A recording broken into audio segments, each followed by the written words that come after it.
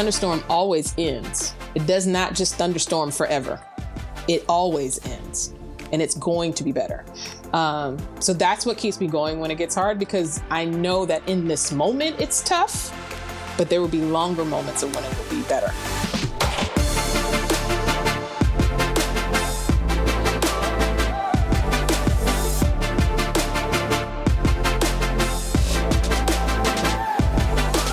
Hello, Loren. Hi, Kelsey. How are you today? I'm fantastic. Having a great day. How about you? Same. Are you ready for another episode of Campus Confidential? Yes, I think folks are in for a real treat today. Today, we have LaNiece Tyree, Assistant Vice President for Auxiliary Enterprises at Howard University. What'd you think of LaNiece? Fascinating person with an incredibly varied career, all of which have informed her leadership. I could have spent another hour listening to the stories and the background and the experiences that she's had. It was fantastic. I agree. And I think her approach of accountability with a very caring way of doing it is something that we can all aspire to. Yeah. And I was thinking as she was talking to about how refreshing her style is and her leadership, and how varied it is too, and how maybe the stereotypes we might think for people who have a foot in the arts world, a foot in the corporate world, a foot in the education world, that you can be all of those things all at the same time. And it was just really, really interesting to hear how she brings all of those parts of herself to her decisions and her leadership. And she does it all unapologetically. Are you ready to listen? I'm ready. Let's do it.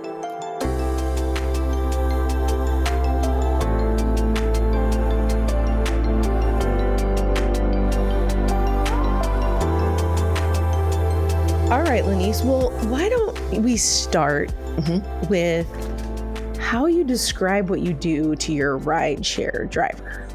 Oh, so I actually looked at this and I was like, that's a great question. Because there was a time where I just told people I sold cars. Because if I said too much or like gave too much, it would be so many different questions. And then can I get a free ticket would always be the end. So I would just be like, I sell cars. And usually that would shut any rideshare driver down. Like, poof, right? And so now I'm thinking of it, like if someone asked me now, what do I do? This is the quick synopsis that I always give people. I am all of the revenue outside of tuition and fees. And they'll say, ooh, what does that mean? I'll be like, your bookstore, your dining, and where you rest your head. I said, so, your three things that you need, your necessities in life. And they'll be like, oh, that's cool. I didn't know schools did that. And it stops all the questions. Really easy. That's usually what I say. That's an excellent answer. And I was thinking too, LaNiece, it's a good thing I have not been your rideshare driver, because I love cars. And I would have said, oh, which ones? Is that the S3 or the A3? And I love that you start with the revenue. I think so many times it's, especially for those, and Loren, I don't know if you've had this experience, but those of us that grew up in higher education as an industry in a field, I think we feel this pressure or need to start with like the education side or student experience side, when really it is the revenue generating part of campus when you work in auxiliary services. And I think for me, because I don't come from the background, I come from the background of making money, and making money is a good thing. We are not to feel bad for it. We are celebrated for how much money we make. You know what I mean? So for me, it's like, oftentimes I'll get all you care about is making money. And I'll look at them with a blank face and be like, yes, I do. I do. What am I supposed to not take from that? I have struggled with that, Kelsey, too, because I have felt, and maybe depending on the audience, that I need to explain myself and my role differently. And I wonder, LaNiece, if you have found yourself giving variations of that answer to not the rideshare drivers, but others if you're interacting, or is it that answer pretty much all the time? It is that answer all the time. I'm not, I will not stray from the concise and easy, even if it makes people uncomfortable. I do care about the student engagement. I do care about the student experience. I am the memories that they memorize about. What happened at the student center, what happened at this event. how, my dorm was. That's the things that you memorize. Like those are the things that you talk about people. And I am those things. So I just also want to make sure that we're holding up our financial end, that we're responsible and held accountable to the university, because we can't have all these nice free things if we're not making any money. Amen. So one thing I love about you is your steadfastness when you, just like you said, you don't change your answer. You have the answer, you believe in it, and you stick with that. So give us a little bit about you, who you are, where you came from. Is there a moment in time or a way in which you were raised or who you are that helped you get there? Or give us a little of that. So, I'm a military brat. I've moved every 4 years of my life up into college. So change is very easy for me. And making decisions are very easy for me. So I'm very decisive. I research very heavy. I'm a very avid reader. So, and I'm a high functioning autistic. For me, it is very much so words and the things people say and how I receive them. Because I listen to the words that you say. I'm defining the words that you're saying. I cannot hear the things that you're not saying. Mm-hmm. Does that make sense? So if you say, well, what I meant was, I will respond and say, but that's not what you said. Because I'm very about what you said and the words that you said, because I'm defining the words that you were using. Right. So because of that, I tend to be very concise with my words, and I have learned to make my language longer and softer. So when I was in college, I was very choppy in the way that I talked. I can hang out with my friends and, talk the talk and have conversations, but my speech was very, sentences were not long. I wasn't long-winded, as people would say. I've had to become that. So I find that these parts of me that really enjoy what I do, I love creating things and seeing people enjoy them. That's how I got into events in college. I used to throw parties and concerts in college. An introvert like me, who's very about like what people are saying, I became very well versed in like contracts very early, because that's what this says. It became very much a thing. Like, if you put a contract in front of her, she's going to be like, but this is what it says. Well, no, well, this is what did you put that in here? Because it's not here. And so it helped when, like, I remember my mentor at the time, he was like, what do you want to do long term? And I was like, I want to, I think, like, run an arena and like do this as a thing. Like I've always wanted to do something like this since I was 8. I saw this lady on TV, and she said she was a event coordinator for the New York Knicks. I didn't know what that meant, but I told my mom that's what I was going to do. So again, I make decisions, and that's what I'm going to do. And so my mentor in college, he really helped me kind of put me on the path. And I got a master's degree in HR. I actually have a bachelor's degree in religious history and gospel. So I'm the person that your pastor does not want to talk to. And I am not who he wants to talk to. I've read the Dead Sea Scrolls. That we don't want to have that conversation. And I knew I was going to be managing a lot of people. And with my personality of being an introvert, extrovert, I have to turn on and my battery has to get recharged. I needed to have a balance, right? And I think the turning point came for me. It was a Lil Wayne concert, and we had put these rules in place. And it was the first time I was challenged as the person that was in charge. I had 1,400 employees at the time. And when I tell you every staff you touched was mine, like literally every staff you encountered was mine. So I was very about the green lights. And backstage was just a bunch of red lights. We could not get them to listen. Like, we just could not get them to conform to the rules. And I had to put in the middle of the show some very stringent things. And this very large man walked up to me and said, "Who do you think you are?" And in my mind, my brain said, I'm the person in charge. Right. But in that moment, like, I was able to read the room, and I said out loud, "Well, my name is LaNiece, what is your issue? And like, that's how like that part of me changed, of not being just concise, but also understanding that there has to be some softness to what I do, even when I know I'm right. Right. If I need to, like I said, I'm not going to change the words of what I'm saying, but if I need to give you more explanation to it, sure, I'll further go past those words, but those words are going to stay the same. And that night, it was just, I realized like I had to have that part of me that can negotiate on the fly. It doesn't have to be in written word. I had to learn very quickly, how to manage crises that were growing exponentially. Right. And I'm 23. This is the first real job out of my master's program. I'm 23 years old and I'm running this thing. And I was like, oh, okay, these are skills I got to pick up. So I brought in the Disney Institute. I'm very about the work that they do and the work that they did at the time. And that really helped me develop the culture that I like to have with employee engagement and more who I am now. I'm a bit like Kelsey. I can talk people into doing things and they will have a fabulous time, but also be like, I didn't think that was what we were doing. It's okay. It's all right, though. You had a good time. You didn't die, right? You didn't die. It's good. It's good. So when I met her, I saw it and I was like, that's why I'm a white knuckle and just hold on, because this is going to be a fun ride. But those are the things that, the experiences for me that kind of helped me get to the person that I am now. And I enjoy me. I tell people all the time, like, I enjoy who I am and I'm always working on who I am, and being better. I'm never going to be great. I'm never going to be perfect, but I just need to be better. And I think, if everybody took a little bit of that, to try to be better, especially when you're aware, it can go very far. Well, I'm figuring out that I enjoy you too.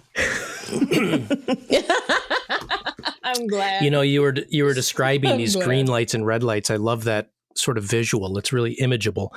I'm wondering if you mentioned a few things that have been so important to how you approach your own self-reflection in your work today. I wonder if you could just talk about a few more of those examples, now in application of that experience to higher education. What kinds of red lights really bother you? And then what do you do to help stay grounded and use that longer and softer approach? Does that make sense? What things do you see as red lights in higher ed? And then what do you do as a consequence to work through those? So, coming from a very corporate background and decisions being swift and fast and being able to see I have a distinct trait where I can see the fix of a problem a lot quicker than most people can. I will listen to you and I'll be like, all right, I know what the answer is. Sometimes I will tell what the answer is. Sometimes I guide people to what the answer is so that everybody can feel ownership in what that answer and what that fix is, right? I have learned more oftentimes in academia, I need to do the second part. I need to help and educate those that will allow me to do so, what the answer could be from their perspective. That has been a learning experience. Culture is something that is different from my perspective and where I came from. We had culture in arenas, in stadiums. It was a bunch of sharks. There's a lot of type A personalities. We had a one band, one sound type of thing. Like every day, this event needs to go well in these various departments. That was our full intention, right?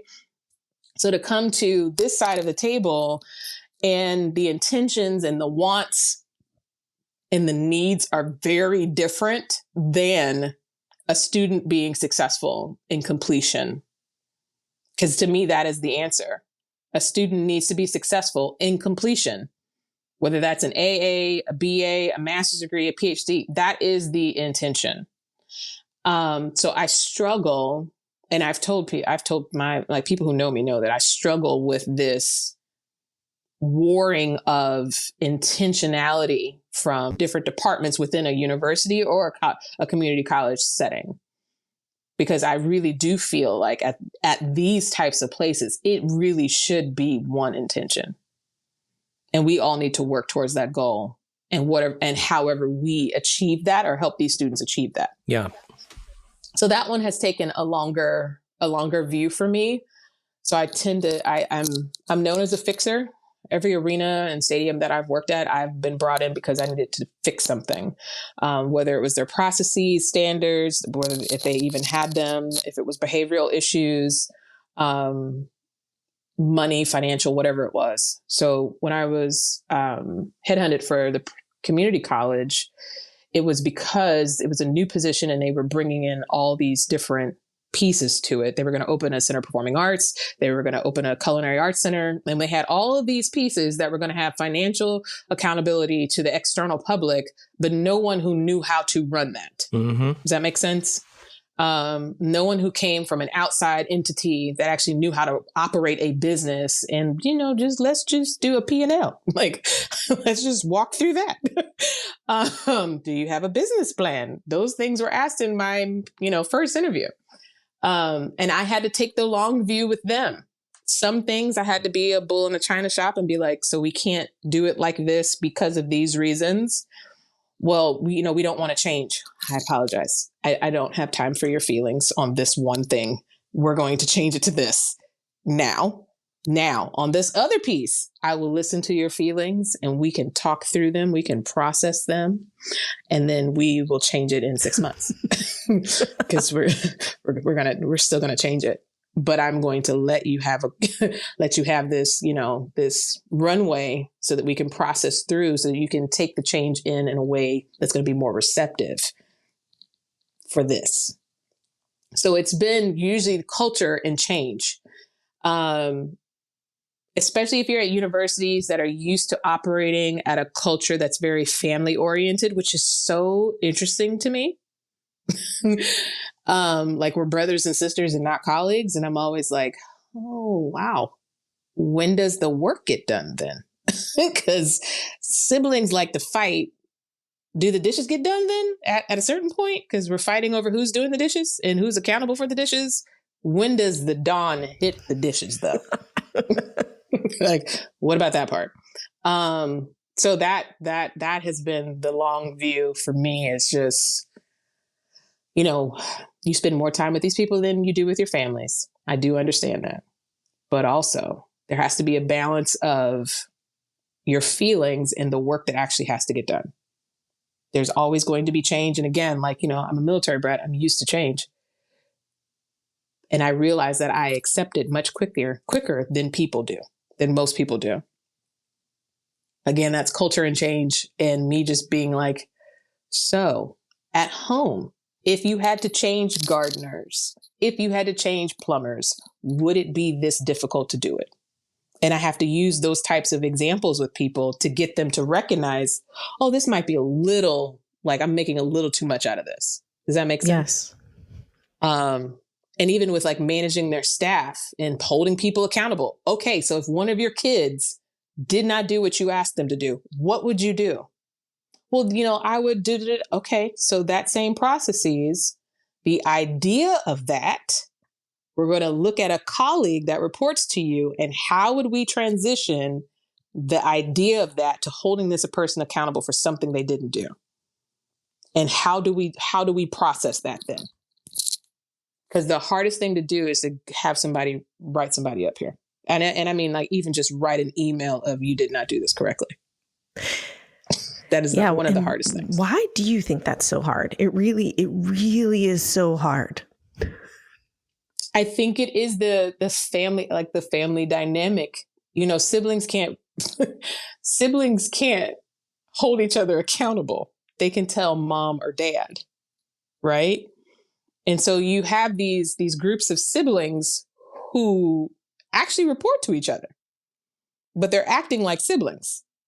And so this idea of hierarchy becomes, oh my God, you're saying somebody's higher than somebody else? Yes, on the hierarchy chain, they are, because you report to this person. I report to somebody. That person should hold me accountable if I'm not doing something correctly. That person should also praise me when I'm doing something correctly. Accountability for me has never been negative. It has been positive and negative. You want to praise people when they are doing well. You want to tell them, thank you, great job, good catch, whatever, that attaboy that most people don't realize that they need, or those that crave it. But also, on the flip side, if they're not doing something correctly, learn how to manage through that hard talk if it's a hard talk for you, because it's a talk that still needs to happen, because you can't take on everyone's work. And I find that with some of my staff here, I'm having to walk them through the hard conversation because they're very used to being like, well, I'll just do it myself. Yeah. I've come to believe, I think, let me test this with you, but I've come to believe that in most cases, accountability is difficult because we don't tell the truth. We don't tell the truth to ourselves about what we're observing as a supervisor or leader. We don't tell the truth to the person whose performance is of such concern. And what that does is make the softer conversation harder because you wait too long when you finally get the truth. Have you discovered that to be true outside of higher education and inside higher education? Both? Do you have a totally different perspective on that? What's your take? So most of my corporate experience is entertainment. So whether it was running an amusement park right out of college at Navy Pier or being in arenas, again, we're a bunch of sharks. So truth is not an issue for us. Bluntness, tone may be something that we have to work on. But bluntness and just being like, hey, you messed this up using colorful words is not uncommon. Like, I think in colleges and universities, it is more centered around your feelings than the work. Because I can tell you, in my former life, I was never offended because I knew I messed that up. Now I might tell somebody, so let's just adjust how you come at me, because I don't think all of that was necessary. But sometimes all of that was necessary, because that's how bad my staff messed up something or I messed up something, which was very rare. But when it happened, I understood. So my mom used to call me jaded all the time. She's like, you're so jaded to feelings at work. And I was like, because you're not supposed to have feelings at work. Hence the jadedness. So coming here and people being so very into their feelings in front of the work. Like the priority is my feelings, not the work that I'm doing. Sometimes I have to sit with it, it definitely, and I was conscious of my approach with my employees before, because again, it was employee engagement and I need them to be happy so that all those green lights happen. And I would always take the brunt, and my staff always knew that, Miss Tyree was always the person who took the brunt. I would never let anybody go at one of my employees crazy. So coming to colleges and universities, I'm still very like that. Like, hey, you don't talk to them like that. You want to talk to somebody, you talk to me. And then I will take the pieces of that to discuss with them. But now it's someone below you. How do you then push them and assist them to have the talk about the work and not the feelings? Now, sometimes it is going to be about the feelings, and I recognize that. But most of the time, it's the feelings about talking about the work, like you said. And that soft conversation, though it may be hard for them, happening in a way that we are keeping to the work and not the person. Yeah, sometimes it's, my feelings as a supervisor, it's hard to acknowledge that I'm going to have to do something about this because it is so hard. And so it's my own feelings that I've got to get over in order to actually have the difficult conversation with a person that I've come to care about, but is not performing. Gotcha. See, and my staff will say, I'm about the smoke. Give it to me. Let's talk about it. I prefer to have the hard conversation so nobody's blindsided. I prefer to have the hard conversation because then we get it out the way, we assess it, and then we're improving upon something. So it's going to get better faster than us just sitting on it. And I tell them that, if you sit on it, I said, it's like resentment, because then you're watching that person not do the work that they're supposed to be doing. And you're silently dying inside because you're resenting them and you're completely doing agree. their work. Completely agree. Yeah. So let's exercise that. Yeah. I usually, when I've not wanted to have the conversation, that is my cue to myself. I must have the conversation because I'm avoiding. And that's a problem for both of us. Yeah, I completely agree. So, LaNiece, I'm with you in the sense of a lot of times I feel like I've solved the problem 3 times over in my head before the group's even halfway through talking about the problem. Mm-hmm. So, in your current environment, how have you been successful with maybe peers? So I think we've heard a lot about your organization within, but we all know cross collaboration in those silos in higher ed are key, right? Yeah. So how does your approach and your self-awareness to getting work done work across departments? So I use a really fun approach is I throw as many employees at it as I can. So it's not just me. I have found this approach has worked for me. If I break the silo in my area, and in the last 2 positions I've had, it's been the departments do the department stuff. And I'm like, but don't you need to talk to this person about that? Well, doesn't this affect this team as well? You should have a meeting with them and talk through that with them. And then y'all can do that, once a month, maybe twice a month. And then maybe I can drop in and say hello, listen on to a few things. And just here recently, we're having an issue with 3 departments. I pulled the meeting together. I'm thinking, I'm here less than a year. They've probably all met each other and like talked on the phone or, and when I say phone, because I'm old, Teams or Zoom. They've all talked on the things. They've met each other. You have to, right? They were like, oh, well, can we have everybody introduce themselves? And I was like, because people don't know each other or just because we want to do it for just the good of the order? Oh, because I don't know what she does. Wait, what? Interesting. Okay, let's do that. Everybody introduce themselves. Okay, so let's talk through what each person does. Because now this is going to be an education session and we're going to have action items. Because I didn't realize that none of you have talked to each other. This is why this keeps happening. So then I make my staff says I make strong suggestions. I don't think they're strong. I just kind of say out loud. So this should probably be a monthly meeting. And I'll, put it on my calendar and I'll drop it. So I throw as many employees and as many staff as I can at it because I can't be everywhere. I can't be the end all be all either. My staff have autonomy in who they are as a role and then who they want to be in that role, but also understanding you will talk to people. We will talk to people. We will invite people in. We will have transparency. There's nothing that we do that we can't share with someone. Nothing. I have a habit of saying it's just work. Like, this is not your personal life. It's just work. I have to tell my director of finance, you realize this is not your money, right? Like, all money's green and it's not yours. Yeah. Yeah. Like this is not your money. You don't have to have so much emotional attachment to it. It's okay. We have to spend it. So, that's how I do it. And there's sometimes where I have to make the request of, so I require this meeting because I want to know what you do, or I am missing this connection because who are you? Especially if we have like turnover and whatever. And I try to make as many things as I can, but I do use my staff to help me break down the silos in different areas. I do.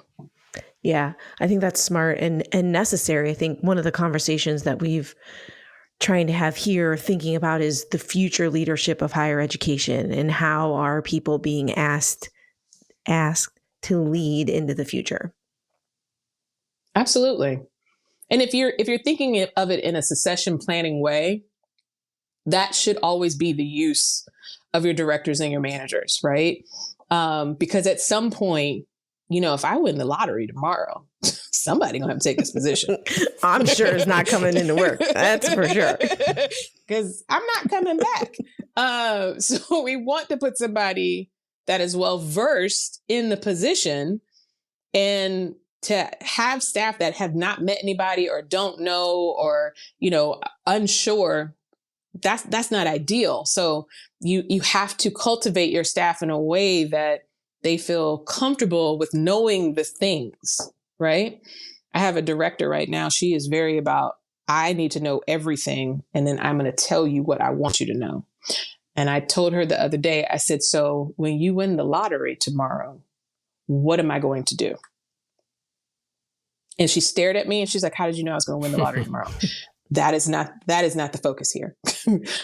We both know if you won $1 billion, you're not going to come back. Then all of that information just left and walked with you. How does that help us keep moving forward? You have to share. I said, so this culture of, well, if I only have it, they can't get rid of me. They need me is the other piece that I have to fight with, especially with my long-termers. I call them my long haulers, is that I can only be the one to know this.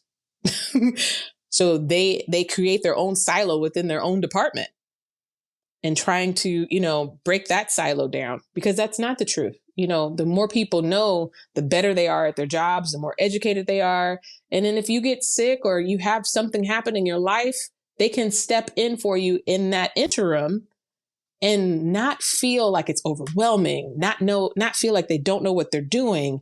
And they can have a good experience in that.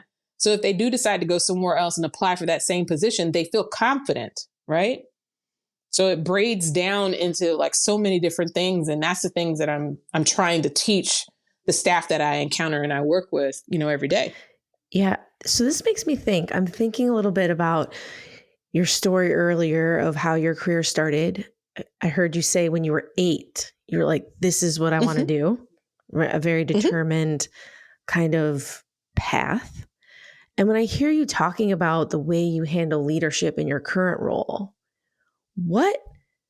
it feels like there's a string around leadership and caring for people more than the space in which you do that in. Am I following? Okay. Yes. Yeah. So talk about what gives you energy. Why do you do the work you do?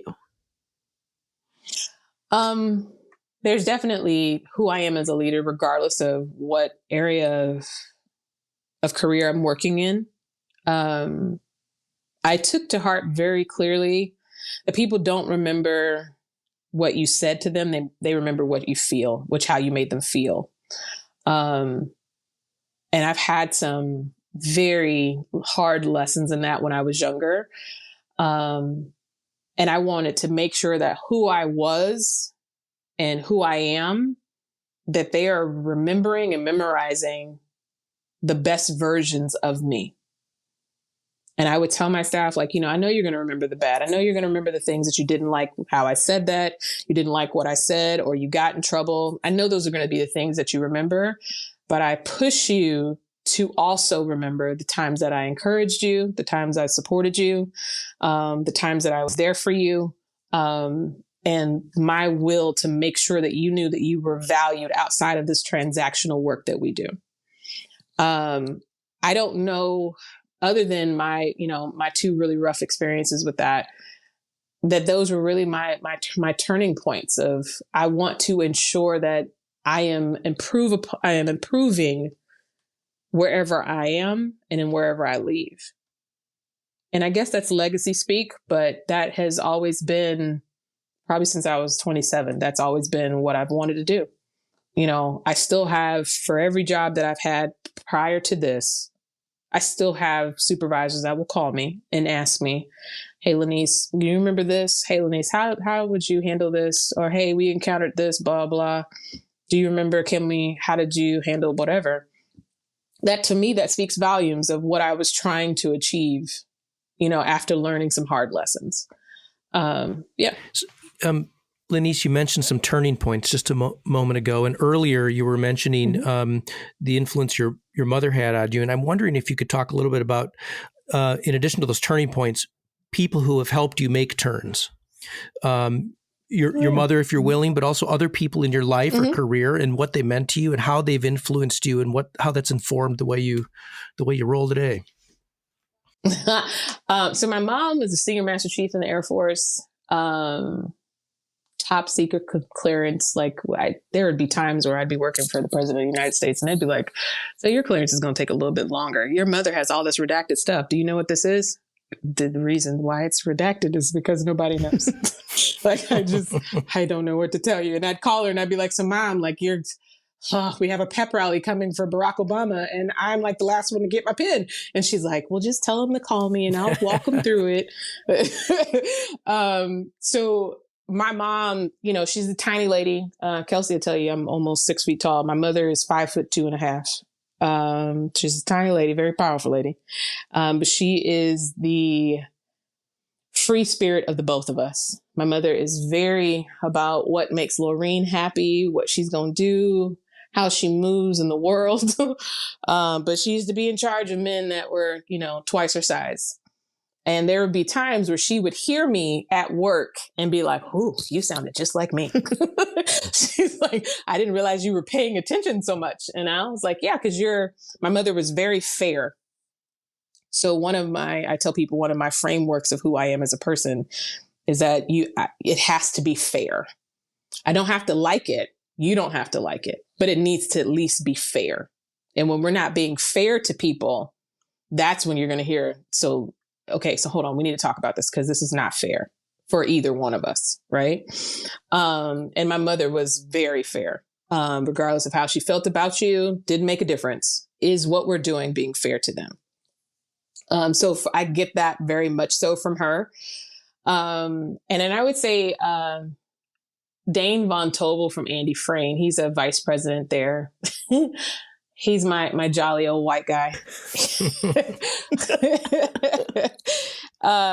From Newton, Connecticut, like we have some stories in the trenches together. And he's always been super impressed with how I handle crises, but he's always underestimated me. And there was this one time, it was a Grateful Dead concert in Connecticut, in Hartford. They flew me up from Miami to take care of the show. Because at that point, I had become like the person who could do I used to call them the terrorist shows. And I'd be like, I want terror pay because this is craziness. And this young man was sitting behind the stage and he was in an area he shouldn't have been. And I don't know if you guys know, but I'm Black. A Grateful Dead show, it doesn't really have people who look like me. And he was not a fan of me and my color. I didn't care about any of that. I had seen what the Hartford police looked like and the things that they carried. And my only concern was his safety. And I said to him, so, hey, you can say all the words you like, but also when they come, can you just go? Don't fight them. I'm giving him the whole like soft speech spiel. Now, Grateful Dead is playing on the stage. It's loud in there. And he is calling me everything but a child of God. Dane comes down and Dane's trying to talk to him. He's not listening. I was like, Dane, no, I got it. You go stand over there. I got it.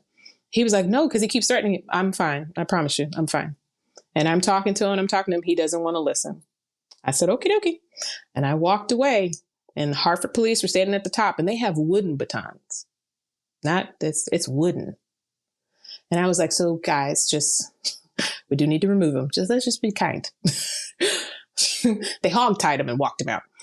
And Dane was like, I have never met an African American who could take what you just took and still be concerned about his safety. And I was like, yeah, because I know that that's not about me. It's not. He's been drinking. He might be on drugs. It could be a plethora of things. He could just not like Black people. But also, I don't want him to get harmed because of that, because he was sitting somewhere he wasn't supposed to. And that relationship helped me kind of take on the people who underestimate me, the people who don't think that, women can handle different things. Black women, have to be the angry Black woman all the time because, as we've gotten older together, Dane would always be like, I was always waiting for the angry Black woman to come out. And I'd be like, so you do realize that all of us are not like that, right? But also she's there. Like, don't get it twisted. She's absolutely there. But I know how to manage those parts of myself. I said, just like you do. So he's probably the closest person to me that helped me change the idea of who I am and what Black women are supposed to be. because unfortunately, I am the representative for them moving forward of what Black women are. That is something that I carry. So for any person who interacts with me, I have to keep that in mind, because you will take your interaction with me and say, well, that's how all of them are. I clearly know that, right? So Dane was that relationship for me to help change a mind, but also continue to know that the work that I'm doing and who I am and who I'm representing is in the forefront of my mind. I've had some other mentors, not necessarily women, because there wasn't a lot of women necessarily in what I was doing, but there definitely was not a lot of women of color, especially in some of the roles that I was. In academia, it's definitely my former CFO at Prince George's Community College. Her and I talk about a lot of things because she understands me, and she gave me a lot of leeway to create what PGCC ultimately needed. And I set up a succession plan that even if, you never replace my position, the business operations can continue to work, and they still do. And also, she listens to me when I be like, am I crazy, or is this like what's really happening? Because I can't. And she knows how to talk to the squishiness of my brain and help me understand, because we have similar ways of thinking, but also, she's been doing this corporately. She's been doing it in the county. And then I have another colleague. Well, she's one of my great friends now, but she's a director of emergency management. Now she's like a director of emergency management for a county. And she helps me a lot, with, sometimes you can't save people. I want everybody to be better. I do. And you can tell in my personality, like I care. Sometimes I care too much. And she'll be like, so you just need to let that go, because that's just, you can't save them. And I'll be like, but I want to. They could be so much better. And she'll be like, nope, let it go. And sometimes I need to hear that. Yeah, that's important, right? Especially when you are someone that cares and gives. How do you take care of yourself? So that makes me think, what do you do for fun? How do you take care of LaNiece? I mean, we heard mentors and checking in with people for sure, but what's fun for you? What rejuvenates you? Oh, I have the things. So a girl loves a spa, and I am a 8-hour spa day type chick. I will get every nook and cranny cleaned, scrubbed, all the things, and not even blink an eye. My mom will be like, so where are you going to the spa? Are you doing like a whole day thing? I am. And there is to be no judgment. She'll be like, okay, well, have a good time. Like, call me when you're done. I also work with the National Theater, and I judge high school musicals around the DMV area. I enjoy it so much. As a former high school musical kid, I enjoy it so much. Like, it really I love helping people figure out what they want to do long term. I love singing. My mother was, I don't know if any of you have ever seen Sister Act. My mother was that mother. She was like, you're not going to make any money singing, so why not just go work for them? So that's what I did. But I'm an awesome singer. So it's like, I help these students and the National Theater people who run it. They were like, well, wait, like, LaNiece, you can actually sing. And I was like, no, I can. Well, can you help them like with vocal? And we're doing these judging. Oh yeah, sure. No problem. And, I'm helping kids learn they're active.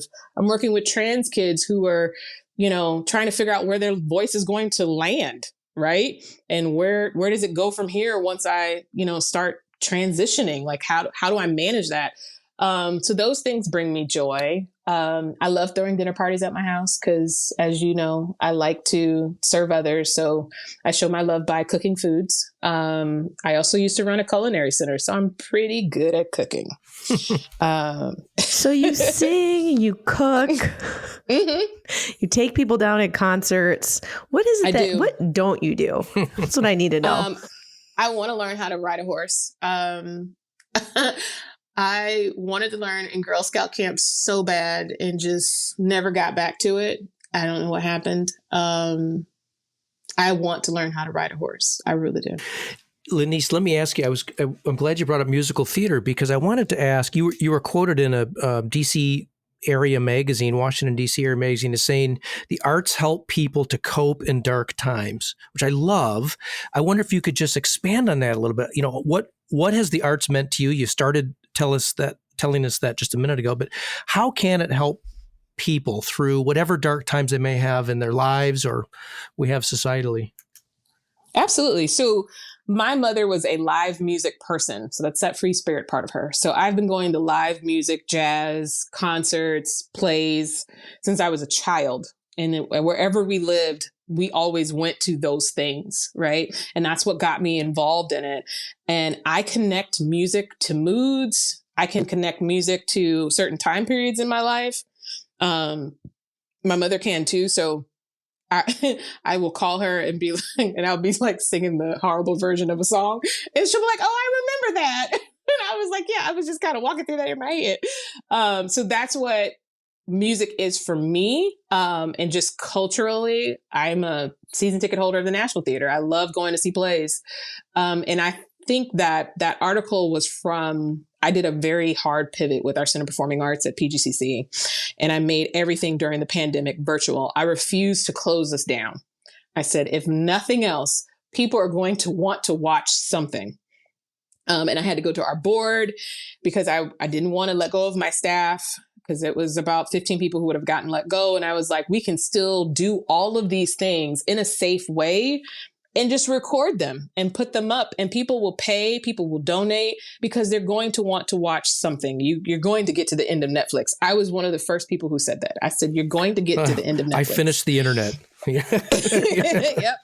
And that hard pivot for us, I've never regretted fighting so hard, tears in my eyes for that, for my staff, because it was a pivotal moment for all of them to see that I was not going to give up on us. Also, this is a crazy ass idea, but it caught on fire because then everybody started doing it in the pandemic. You had comedy shows that were virtual. You had, I think we did the ballet twice. We did the symphony orchestra a couple of times. I did comedy shows, but then everybody started doing it, right? So we were ahead of the curve, but we were just a tiny community college doing it. And I do think that people can listen to a song and pull themselves out of somewhere. But I also know that a song can also push you back down there too. So you have to be intentional with the music that you listen to, whether it's a favorite or not, knowing where you are in your spirit and your energy for that day and what's going to take you to the place that you intention. And I truly believe I can listen to a song and get to my happy place because it's going to remind me of it. Mm-hmm. Yeah, that is so true. And your mention of the pandemic, which was such a shared moment of sorrow and pain and difficulty. My gosh, I probably went to more concerts during COVID than I normally do in real life because it was what we had, right? And the way film and dance signal to people that they matter and they're visible and they have a place in the world. All of those things. I really, really appreciate your referencing that as an important part of being human. So thanks for that. Absolutely. I believe arts and culture, if you're allowed to experience it, because I know it's a privilege at a certain point, it is a privilege to experience these things. But if you can get to, which is why I made everything free. Oh man, I caught it for that. But I made everything that first year free. And then we did a donation program after that. And I was like, because it's a privilege, Wi-Fi is a privilege in some areas in the DMV. And I had to show data behind that. And, I want them to be able to see what sometimes they can't afford to go see. Does that make sense? So I was very conscious about I picked my battles, but I was very conscious about the things that I was fighting for to keep my staff employed. Yeah. So I love what you said of take you to the place you intend to go, which brings me, I kind of want to bring this conversation back to higher ed and would love your take on where do you hope higher ed is headed for the future? What do you see as the bright lights, green lights, if you will, for higher education? I think the green lights for higher education is making it simpler for student completion. and student success. There is the experience piece that, we all curate in different ways, but I think administratively, making it easier for students to complete in success will go a long way with college and universities being relevant. Whether you're HBCU or PWI, it has to be easier to get to completion, whether that's financially, whether that's course credits, whether that's transferring credits. It should not be as difficult as it sometimes can be to get to completion. Because there was a time where none of those things were deterrents to completion. There was a time where it was not hard to complete. It was, I happen to say it was free for a very long time until integration came. And then college started to cost. And then college started to cost a lot. And a lot of people don't know the history of that. College was free for a very long time. And then integration happened in a real way. And then all of a sudden it started to cost. So we are still paying for decisions that were made, again, for someone like me, based off the color of somebody's skin. And I'm the reason why this is now the, very difficult process that it is to complete. I hope at some point that is really looked at in a real way, and that it is not for profit. It is for student completion and success. Every business has to make money. Every business has to have a P&L, but the business of what you do is education. The business of what you do is student completion. And we can do that in a real way and still make money. I wholeheartedly believe that. Agreed. Yeah, totally agree. Mm-hmm. And we just need the people that are going to do that work. People like you. So, LaNiece, anything else that you wish you would have said, you want to say related to higher ed? What keeps me going when it gets hard? In general, the fact that I know there is the other side. It's not going to be hard forever because it does not stay hard from long. And I would tell them the thunderstorm always ends. It does not just thunderstorm forever. It always ends. And it's going to be better. So that's what keeps me going when it gets hard, because I know that in this moment it's tough, but there will be longer moments of when it'll be better. Whew, so true and so hard to remember. That was the only one. I like it. Thank you for sharing that. Yeah, thank you. Absolutely.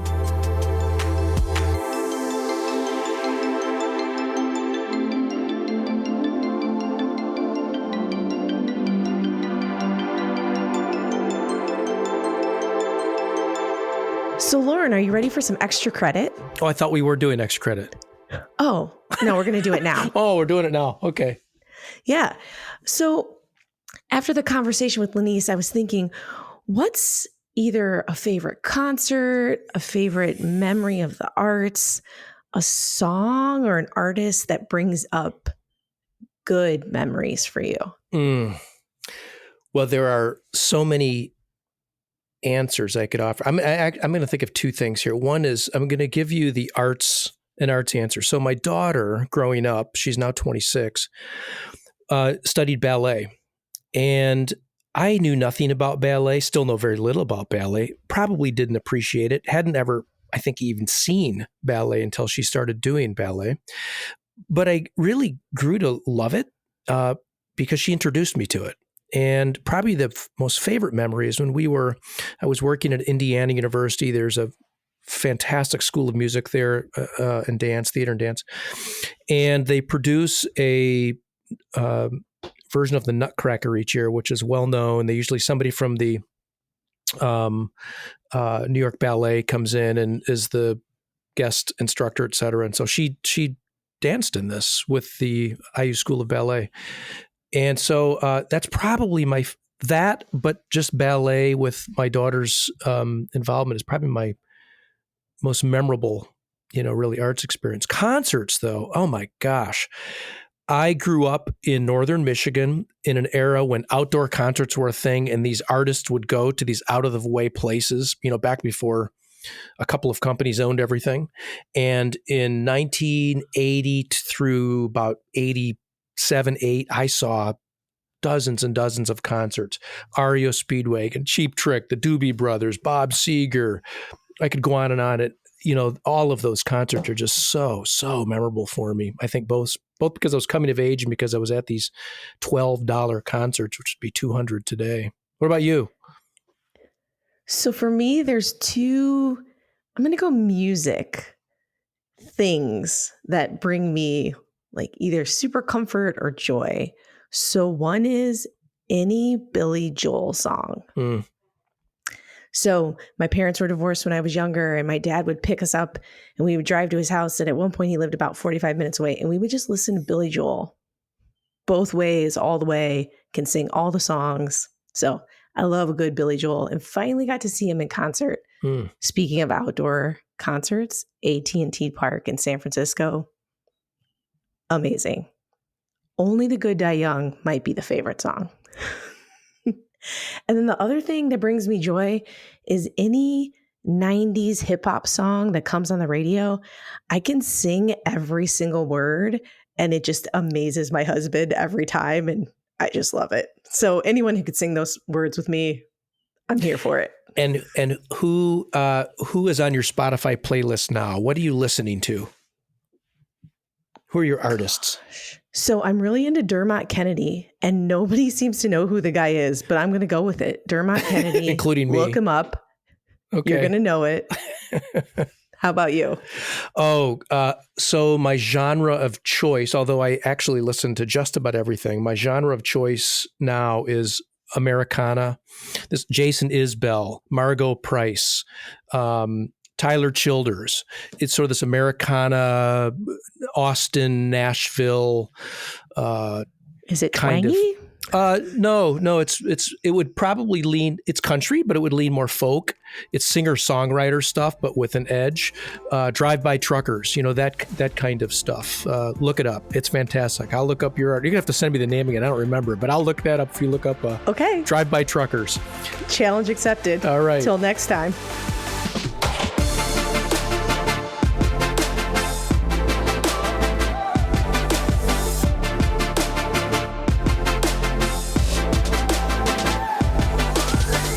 Campus Confidential is presented by Compass Group, produced by Corey Inscoe and Jen Fisher, with your hosts, Kelsey, Harmon, Finn, and Loren Rullman.